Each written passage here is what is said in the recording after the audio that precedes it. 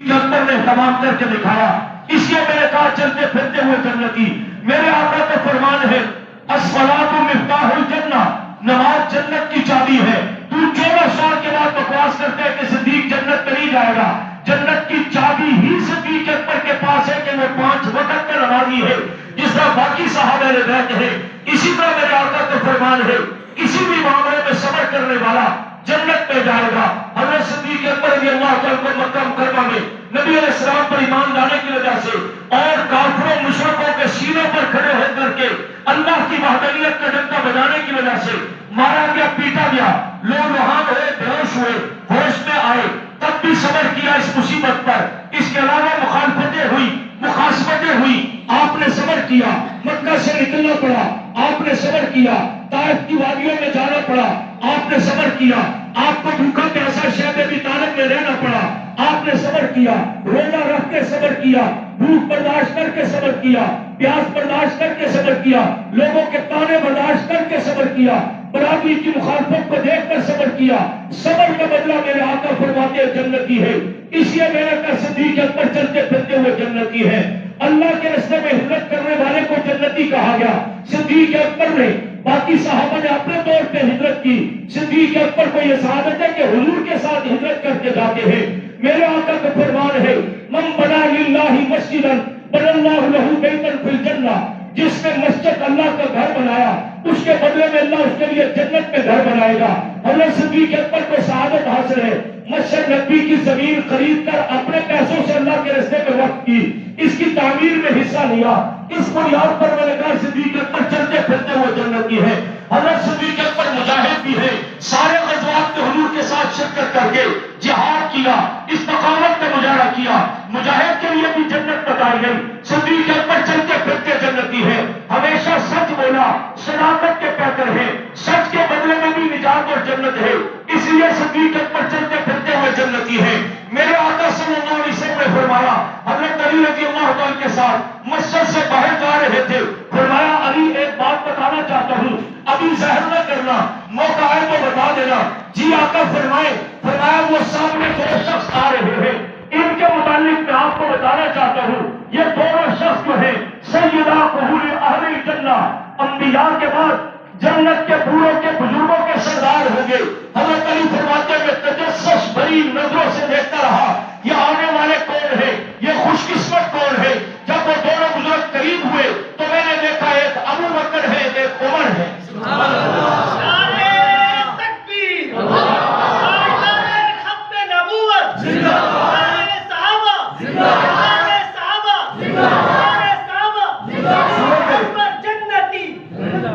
سورۃ واللیل قرآن پاک کے آخری پارے میں، جس کو بعد مفسرین نے سورۃ صدیق بھی بتایا کہ حضرت صدیق اکبر رضی اللہ عنہ کی شان میں نازل ہوئی اور آپ کے دشمن کے رد میں نازل ہوئی. اس کے 3 جملے پر غور کریں. اسی سورت میں اللہ فرماتے ہیں فَأَمَّا مَنْ آتَىٰ وَاتَّقَىٰ وَصَدَّقَ بِالْحُسْنَىٰ، جس نے اللہ کے راستے میں دیا. صدیق اکبر نے اللہ کے راستے میں اتنا کچھ دیا کہ قرآن نے بطور صفت کے اس کو بیان کیا. جس نے اللہ کے راستے میں دیا جو کچھ تھا، ایمان لائے، 40 کپڑوں کی دکانیں تھی یا 40,000 درہم دنانیر کے عام مالک تھے، سب اللہ کے راستے میں قربان کر دیا. آج مکہ مکرمہ میں جہاں ٹاور بنا ہوا ہے یہ حضرت صدیق اکبر کی مارکیٹ تھی، یہاں پر وہ تجارت اور کاروبار کرتے تھے. ہجرت کا سارا خرچہ حضرت صدیق اکبر نے اپنی جیب سے ادا کیا اور مسجد نبوی کی جگہ یتیم بچوں سے خرید کر اللہ کے لیے وقف کی، اپنے ذاتی پیسوں سے یہ خرچہ کیا. اس کے علاوہ بھی جب بھی اللہ کے رسول صلی اللہ علیہ وسلم نے مانگا اللہ کے لیے، صدیق نے اتنا پڑھ کر اللہ کے راستے میں خرچ کیا کہ عمر آئے، حضور نے پوچھا کیا لائے ہو؟ فرمایا گھر میں جو کچھ تھا آدھا آپ کی خدمت میں لایا ہوں، آدھا گھر والوں کے لیے چھوڑا ہے. صدیق کیا لائے ہو؟ فرمایا جو کچھ تھا سب لایا ہوں، جو کچھ تھا سب لایا ہوں. دیر سے کیوں آئے ہو؟ ایک سوئی رہ گئی تھی، تلاش کرتے ہوئے تاخیر ہو گئی. اچھا گھر والوں کے لیے کیا چھوڑا ہے؟ فرمایا اللہ اس کے رسول کا نام چھوڑ کر کے آیا. تو کہتا ہے کہ بیٹی نبی کی بیٹی فاطمہ کا حق فتح غصب کر لیا، لے کر بھاگ کے دیا نہیں. جس نے سب کچھ دیا، جو کہتا ہے میں سوئی بھی نہیں چھوڑتا ہوں، وہ نبی کی بیٹی کا حق دبا کر کے بیٹھے گا. جس کے لیے میرے آقا صلی اللہ علیہ وسلم نے فرمایا تھا میرے سب کے احسانات کا بدلہ چکا دیا. ایک صدیق ہے کہ احسانات کا بدلہ میں محمد دنیا میں نہیں دے سکا، کل قیامت کے دن اللہ دے گا. جو حضور کا محسن ہے تو اس کو حاسب کہہ رہے، تو اس کے متعلق بکواس کرتا ہے کہ وہ جنت میں نہیں جائے گا، تو تیرے جیسے بدبخت جنت میں جائیں گے. کچھ بات سمجھ آ رہی ہے آپ کو؟ تو یہ چل کے پھرتے ہوئے جنتی ہے. قرآن کہتا ہے فَمَّا مَنْ آتَىٰ وَاتَّقَىٰ، جو تقوی کی انتہا تک پہنچا، تفصیلات کا وقت نہیں، وَصَدَّقَ بِالْحُسْنَىٰ، نبوت اور رسالت کی تائید و تصدیق کی، نیکی کو اپنایا، نیکی کی تائید تصدیق کی. یا اللہ آپ کیا کہنا چاہتے ہیں ایسے شخص کے متعلق؟ فرمایا فَسَنُيَسِّرُهُ لِلْيُسْرَىٰ، اس نے اپنے لیے جنت کا رستہ آسان کر دیا. یہ سارے 1400 سال کے مفسرین کہتے ہیں یہ صدیق اکبر کی شان بیان ہو رہی ہے. یہ آخری آیت نازل ہوئی 26واں پارہ سورۃ احقاف ہے. اللہ فرماتے ہیں وَوَصَّيْنَا الْإِنسَانَ بِوَالِدَيْهِ إِحْسَانًا. پورا شان نزول واقعہ چھوڑتا ہوں. اس آیت کے آخر میں اللہ فرماتے ہیں أُولَٰئِكَ الَّذِينَ نَتَقَبَّلُ عَنْهُمْ أَحْسَنَ مَا عَمِلُوا وَنَتَجَاوَزُ عَنْ سَيِّئَاتِهِمْ. ان کے اعمال ہم قبول کرتے ہیں ہمارے صالحہ، اور بشری تقاضوں میں کوئی کمی کوتاہی ہوتی ہے اس کو ہم نیکیوں سے بدل دیتے ہیں. پھر نتیجہ کیا دیتے ہیں؟ یہ کون شخص ہے جس کے لیے اللہ آپ یہ فرمائے؟ فرمایا فی اصحاب الجنہ، یہ جنت والا ہے، یہ جنت والا ہے. 1400 سال کے مفسرین، 14 سال کے مفسرین مراد لیتے ہیں، بریلوی ہو، دیوبندی ہو، اہل حدیث ہو، جس مسلک کے بھی مسلمان مفسرین ہیں، وہ کہتے ہیں اس سے مراد صدیق اکبر کی ذات گرامی ہے. پھر درجہ بدرجہ باقی مسلمان بھی اس کے ضمن میں آئیں گے، لیکن پہلا مصداق جس کے شان میں یہ آیت نازل ہوئی وہ صدیق اکبر کی ذات گرامی ہے. اس لیے میں نے کہا صدیق اکبر وہ ہے جو ایمان لانے کے بعد چلتے پھرتے ہوئے جنتی تھے. ایمان ہے ہمارا، عقیدہ ہے انشاءاللہ ہمارا، نظریہ ہے، بھولیں گے تو نہیں. اب وہ پہلی اور تیسری بات کو ذہن میں رکھیں، چونکہ آپ برنامہ آتے لیٹ ہے نا. اب میں نے شروع سے جو تمہید باندھی، ابھی آنے والے یا اس کے بعد آنے والے کو کیا پتا ہوگا کہ میں نے کیا کہا اور میں کیا کہنا چاہتا ہوں. تو تھوڑی مہربانی کیا کرے. پورا ہفتہ ہوتا ہے ذاتی مصروفیات کا. جمعے کے دن سب سے پہلے مسجد میں آنے والا اس کی بڑی اجر و ثواب بتایا گیا ہے. تو چلو سب سے پہلے نہ صحیح جمعے کا بیان جب شروع ہونا تو اسے تو خدمت کیا کرے کہ پورے ہفتے میں کوئی دین کی بات سمجھ آ جائے، ہفتے کی وہ کافی ہوتی ہے. تو پہلا اور دوسری بات یہ تھی کہ صدیق اکبر آئے بھی جنت سے تھے، ایمان لانے کے بعد چلتے پھرتے جنتی تھے، آج بھی جنت میں آرام فرمائے. اب تیسری کو پہلی بات سے ملائیں گے تو بات سمجھ آئے گی. میرے کہا میں صدیق اکبر رضی اللہ تعالیٰ آج بھی جنت میں آرام فرما ہے. کیا مطلب؟ اللہ فرماتے ہیں منہا خلقناکم وفیہا نعیدکم ومنہا نخرجکم تارۃ اخری. آدمی مرنے کے بعد جس جگہ دفنایا جاتا ہے سمجھ لو کہ اس کا وجود بنانے کے لیے مٹی یہاں سے لی گئی تھی، مٹی یہاں سے لی گئی تھی. مولانا حضرت شریف رحمۃ اللہ علیہ جنگ کے رہنے والے تھے. مولانا اسحاق قاسم رحمۃ اللہ علیہ اوکارا کے رہنے والے تھے. مولانا عالم طاہر شریف رحمۃ اللہ علیہ چچاوتی کے رہنے والے تھے. مولانا مختار سیال رحمۃ اللہ علیہ جنگ کے کور علاقے کے رہنے والے تھے. لیکن ساری زندگی صحابہ صحابہ صحابہ کرتے رہے. شہادت کے بعد جامع محمودیہ جنگ میں ایک ہی جگہ پر دفنائے گئے تو پتہ لگا کہ ان سب کا خمیر ایک ہی جگہ سے بنا تھا. اس لیے جو سورج جنگی کی تھی وہی جہرمان فاروقی کی، وہی آدم تارک کی، وہی سار قاسمی کی، وہی مختار سیال کی، وہی اظہار کی. یہ میں نے زبان مثال دے دی. اب دیکھیں آپ اللہ فرماتے ہیں مرنے کے بعد آپ کی جہاں دفنایا جاتا ہے اس کا وجود بنانے کے لیے مٹی وہاں سے لی جاتی ہے. چنانچہ نبی علیہ السلام روزہ مبارک میں آرام فرما ہے. صدیق اکبر بھی 2 سال 2 ماہ 10 دن کے بعد جب وفات ہوتی ہے تو روزہ مبارک میں آرام فرما ہے. معلوم ہوا جس مٹی سے نبوت کا وجود بنا اسی مٹی سے صدیقیت کا وجود بنا. اور اس مٹی کے لیے میرے آقا فرماتے ہیں ما بین بیتی و منبری روضۃ من ریاض الجنہ. میرا روزہ میرا ممبر اور درمیان والی جگہ، صرف درمیان والی جگہ نہیں، یہ من علماء سمجھائیں گے. یہ من بتاتا ہے کہ روزہ اور ممبر سمیت یہ جگہ جنت کے باغوں میں سے ایک باغ ہے جس میں ہم حج عمرے پر جاتے ہوئے نفل پڑھنا سعادت سمجھتے ہیں. یہ جنت ہے. میں نہیں کہہ رہا کوئی مولوی صاحب نہیں ہے، اللہ کے رسول صلی اللہ علیہ وسلم فرما رہے ہیں یہ جنت ہے. اسی جنت میں آقا آرام فرما ہے، اسی جنت میں صدیق و عمر آرام فرما ہے. اور پھر نبی علیہ السلام کا فرمان ہے، حضور السلام کا وجود اقدس بنانے کے لیے فرشتوں سے کہا گیا مٹی لاؤ. فرشتے دیکھنے لگ گئے زمینوں کی طرف، کہاں سے مٹی لائے؟ اللہ نے فرمایا یہ پستیوں والی ہے، جس محبوب کو بنانا چاہتے بلندیوں والا ہے۔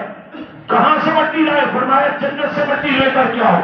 میرے آقا فرماتے تربتھا طیبہ، جنت کی مٹی خوشبودار بھی ہے، پاکیزہ بھی ہے۔ اس مٹی سے توجہ نہ ہٹائے، اس کو ہٹائے، اس مٹی سے، جنت کی مٹی سے اللہ نے نبی اسلام کا وجود بنایا۔ فرشتے لے کر کے آئے، یا اللہ کیا بنائے، کیسے بنائے؟ فرمایا میں نے ساری کائنات اذا اراد شیئا یقول له کن فیکون، کن کہہ کر بنائی ہے۔ یہ زمین اسمان، یہ درخت و شجر حجر، آج نہ میں نے کن کہنا ہے نہ فرشتوں تم سے بنوانا ہے۔ یا اللہ کیسے بنائیں گے؟ فرمایا میرا محبوب ہے، مقصود کائنات ہے، خلقتہ بیدی، اپنے محبوب کو اپنے ہاتھوں سے بناؤں گا، اپنے ہاتھوں سے سجاؤں گا۔ چنانچہ اللہ کی ذات تو وجود سے پاک ہے۔ یہ جملے روایات میں میری اور آپ کی ذہنی سطح کو بات سمجھانے کے لیے آتے ہیں کہ گویا کہ اللہ نے ساری کائنات کو تو کن کہہ کر بنایا، اپنے محبوب صلی اللہ علیہ وسلم کو جنت کی پاکیزہ خوشبودار مٹی سے اپنے ہاتھوں سے بنایا۔ تو جس مٹی سے آقا بنے اسی مٹی سے صدیق بنے۔ اس لیے میں نے کہا صدیق آئے بھی جنت سے تھے، ایمان لانے کے بعد چلتے پھرتے ہوئے بھی جنتی تھے، آج بھی جنت میں راہ فرما ہے۔ اور اسی کے لیے میرے آقا مزید یہ فرماتے ہیں انا وابا بکر خلقنا من تربۃ واحدۃ وفیہا ندفن، مجھے اور ابو بکر کو رب نے ایک مٹی سے بنایا ہے، دنیا سے جانے کے بعد ایک ہی مٹی میں دفنائے جائیں گے اور قیامت کے دن وہاں سے ہی اٹھائے جائیں گے۔ تین باتیں سمجھ آ گئی؟ وہ کہتے ہیں جس سے فاطمہ ناراض ہے اس نے جنت میں نہیں جانا، تبرہ کرنا مقصد ہے اپنے صدیق اکبر رضی اللہ عنہ کے خلاف، لیکن صدیق اکبر کی شان میں نے بتائی، وہ تو آئی جنت سے تھے، ایمان لانے کے بعد چلتے پھرتے جنتی تھے، آج بھی روزہ مبارک میں حضور کے ساتھ جنت کا راہ فرما ہے۔ اب چوتھا اور آخری جملہ سمجھے، بات کو اختتام کی طرف لائے۔ میرے آقا صلی اللہ علیہ وسلم نے فرمایا اول من يدخل الجنت من امتی ابا بکر، میری امت کے انبیاء کے بعد سب سے پہلے جو شخص جنت میں جائے گا وہ ابو بکر صدیق ہوں گے۔ بات سمجھ آ گئی؟ آج بھی جنت سے تھے، ایمان لانے کے بعد چلتے پھرتے جنتی تھے، آج جنت کا راہ فرمایا، کل قیامت کے دن بھی جنت میں جائیں گے۔ اب یہ جو باب فقط کے حوالے سے پراپگنڈا کر کے آپ کا نوجوان کا ذہن خراب کرتا ہے کہ نبی کی بیٹی نے آپ کے حق مانگا، معاذ اللہ صدیق اکبر نے انکار کر دیا تو نبی کی بیٹی ناراض ہوگی، جس سے فاطمہ ناراض ہو اس نے جنت میں نہیں جانا۔ وہ وضاحت میں نے شروع میں کر دی، ورنہ سب سے وضاحت پوچھ لینا کہ یہ سب جھوٹ ہے، آپ نے کوئی انکار نہیں کیا، آپ نے صرف وضاحت کی تھی کہ یہ صدقہ کیا جاتا ہے، میرے آقا کا فرمان ہے۔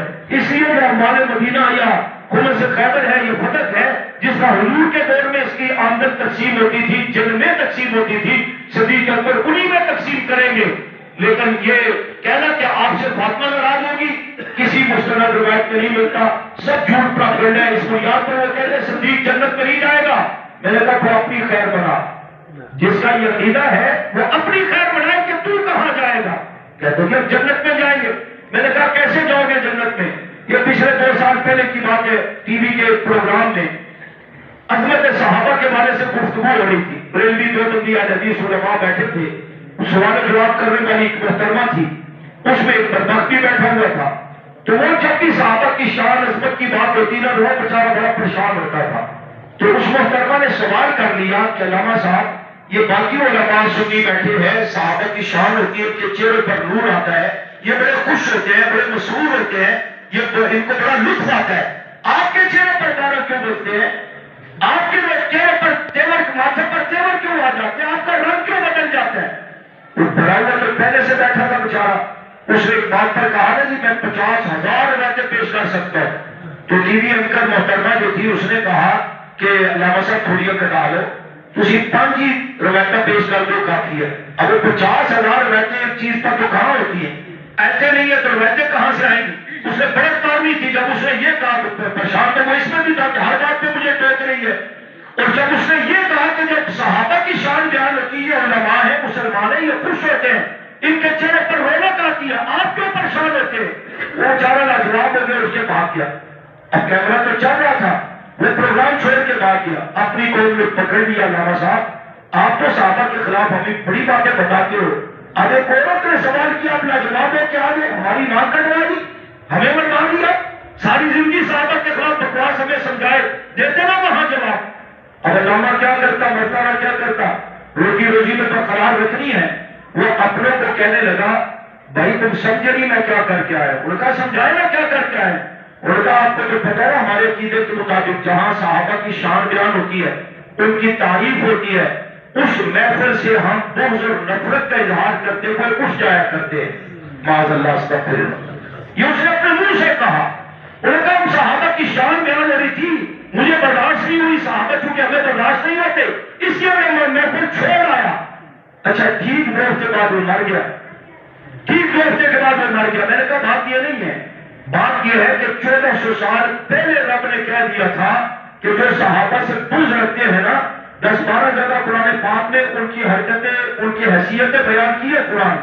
ایک جگہ ان کو بیوقوف کہا، ایک جگہ اللہ نے کہا اللہ یستعجلون میں تمہیں مذاق بناؤں گا، اور ایک جگہ پر اللہ نے لیغیظ بہم الکفار کہہ کر کے کہا یہ باقی کافر تو صرف کافر ہے، جو صحابہ سے بغض رکھتا ہے وہ غلیظ ترین کافر ہے۔ 26واں پارہ پڑھ رہا ہوں میں نے کہا اللہ نے اسی قرآن میں 14 سال پہلے کہا تھا عضوا علیکم الانامل من الغیظ، جو اس دور میں صحابہ سے بغض رکھتے ہوئے منہ میں انگلیاں چبایا کرتے تھے، یہ عامر بن فہیرہ، یہ حباب بن عرط، یہ بلال، یہ کل تک ہمارے غلام تھے، آج حضور کی صحبت میں بیٹھ کر اتنی شان بڑھ گئی، ان کے سلام عرشوں سے آتے ہیں، ان کے تذکرے قرآن میں ہوتے ہیں، یہ بلال چلتا زمین پر ہے اور کے ہر جماعت جنت میں سنائی دیتی ہے۔ قرآن نے کہا عضوا علیکم الانامل من الغیظ، اس وقت بھی صحابہ سے بغض رکھنے والے منہ میں انگلیاں چبایا کرتے تھے، غصے کا بغض کا اظہار کرتے ہوئے۔ تو جواب میں اللہ نے یہ نہیں کہا دوستوں بزرگوں کسی بھی کلمہ پڑھ لو تو ہمیں میں عزت دے دوں گا۔ اللہ نے کہا کل موتوا بغیظکم، کل موتوا بغیظکم، میرے محبوب ان سے کہہ دو کہ تم اسی غیظ و غضب میں مر جاؤ جس بدبخت کے دل میں صحابہ کا بغض ہو۔ میں رب کی اس دھرتی پر اس کو چلتا پھرتا ہوا اچھا نہیں سمجھتا، مر جاؤ تم اسی غیظ و غضب میں۔ میں نے کہا تو نے کہا میں ٹی وی کا پروگرام چھوڑ کے آیا کہ وہاں صحابہ کی شان بیان ہونی تھی، اور ہم چونکہ صحابہ کو برداشت نہیں کرتے اس لیے میں وہاں سے اٹھ کر کے آ گیا۔ جب آپ نے شیعوں نے اس سے پوچھا یہ تم نے کیا کیا، اس نے کہا میں صحابہ سے بغض کا اظہار کیا۔ 2 ہفتے بعد میں دنیا سے چلا گیا، اس لیے کہ رب نے 14 سال پہلے کہہ دیا تھا جو صحابہ سے بغض کا اظہار کرتا ہے وہ چلتا پھرتا مجھے بھی اچھا نہیں لگتا، اس لیے وہ مر گیا۔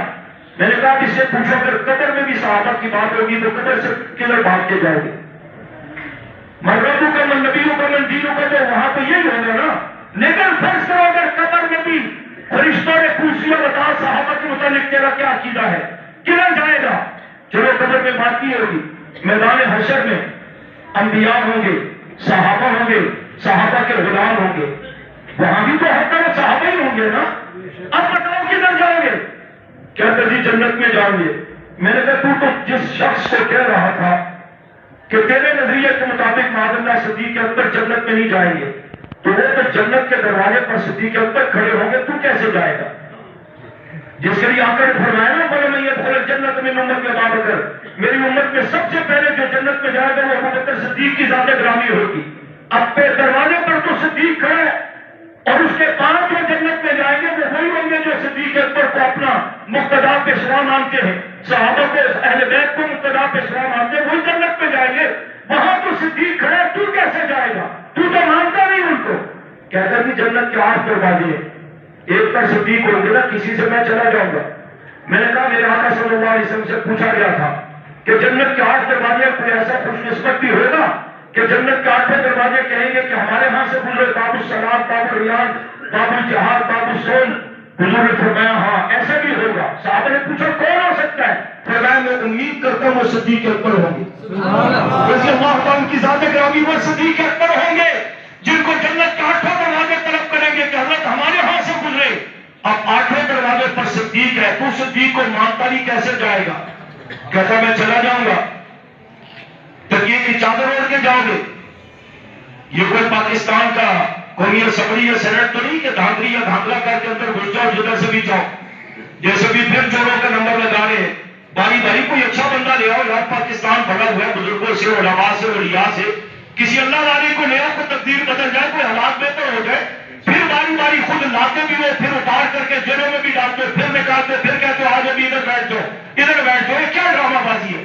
اور کوئی نہیں تو باز نہیں آتی، پھر انہیں کے پیچھے چل پڑتے ہیں زندہ باد مردہ باد کر کے، رونا لگ رہا ہوتا ہے، پھر بھی ہم کہتے ہیں کوئی صدیق جیسا لاؤ، کوئی عمر جیسا لاؤ، کوئی عثمان جیسا لاؤ، کوئی علی جیسا لاؤ۔ نہیں قابو آتے تو کوئی معاویہ جیسا نہ ہو. دنیا کفر بھی قابو آئے گی. یہ سارے کرپشن کے دلدادہ ہیں, یہ بھی قابو آئیں گے اور کرپشن بھی ختم ہوگی, حالات میں بھی امن ہوگا, رحمتیں بھی ہوگی, برکتیں بھی ہوں گی. آپ کے عمر صاحب یہ 14 سال پہلے کی بات ہے. نانا جس کا میرے آقا کا دین قیامت تک کے لیے ہے, اس دین کی تاثیرات بھی قیامت تک کے لیے ہے. تجربہ کرنا ہے تو افغانستان کو دیکھ لو. آپ کے سامنے وقت مکمل ہو گیا, میں بات مکمل کرنا چاہ رہا ہوں. اب 8 دروازوں میں صدیق اکبر تو کہاں جائے گا, کیسے جائے گا؟ میں چلا جاؤں گا جی جنت میں. میں نے کہا انتن خذو من اقطار السماوات والارض فانفذوا لا تنفذون الا بسلطان. قدرت کاملہ کے باوجود اللہ پاک نے کندھے سے کندھا ملا کر کے فرشتوں کو کھڑا کیا ہوا, خبردار کوئی بے ایمان, کوئی شیطان, کوئی لعنت کے اوپر نہ جانے پائے. ادھر نہیں آنے دینا کسی کو.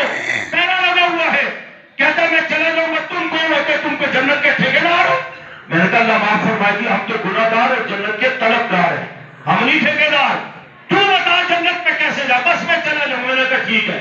اچھا جنت میں جائے گا تو جنت میں کون ہوں گے؟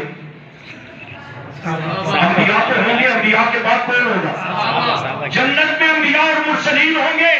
جنت میں صحابہ کا چرچا ہوگا اور صحابہ کے بعد جنت میں سپاہ صحابہ ہوگی. نہیں سمجھے؟ انبیاء ہوں گے, صحابہ ہوں گے, اہل بیت ہوں گے, سپاہ صحابہ ہوگی. سپاہ صحابہ سے مراد صرف میری جماعت نہیں, ہر وہ مسلمان جو صحابہ کا غلام ہے وہ جنت میں ہوگا انشاءاللہ. تجھے تو یہاں صحابہ برداشت نہیں, تو وہاں کیسے جائے گا؟ وہاں بھی تو طرف صحابہ ہوں گے. جنت کے محلات میں صحابہ, جنت کی نہروں پر صحابہ, جنت کے باغوں میں صحابہ, جنت کے میدانوں میں صحابہ, جنت کے درجوں میں صحابہ, ہر طرف صحابہ ہوں گے. تجھے جب صحابہ برداشت نہیں, تو جنت میں کیا کرے گا؟ اور ویسے آپ کا کیا خیال ہے کہ اللہ پاک صحابہ کو بھی جنت میں رکھیں گے اور صحابہ کے دشمن کو بھی وہاں رکھیں گے؟ نہیں تو جب صحابہ کو نہیں مانتا, جہاں تجھے صحابہ کا نام برداشت نہیں, تو جنت میں تو انبیاء کے بعد چرچا ہی صحابہ کا ہوگا, تو وہاں کیا کرے گا؟ کہتا جی میں جبہ ٹبا پہن کر حضور سے درخواست کروں گا جی میری ہماری بھی سفارش کر دیں. آقا دیکھیں گے ماشاءاللہ علامہ صاحب آ کے جبہ ٹبا پہنا ہوا بڑی جناب, فرشتوں سے کہیں گے لے جاؤ ان کو جنت میں, یہ بڑے اچھے لوگ ہیں.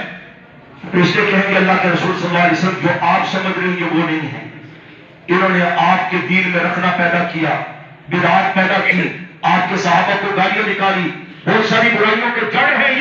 یہ جبے کبے کو دیکھ کر آپ اعتماد نہ کریں کہ ان کو جنت میں لے جائیں. ان کے عقیدے, ان کے کرتوت ٹھیک نہیں ہے. حدیث کا مفہوم بتا رہا ہوں. حضور فرمائیں گے اچھا شفقن شفقن. اب شفقن کا ترجمہ اس دور میں کرنا چاہو تو خادم حسین رضوی صاحب کر کے ہیں.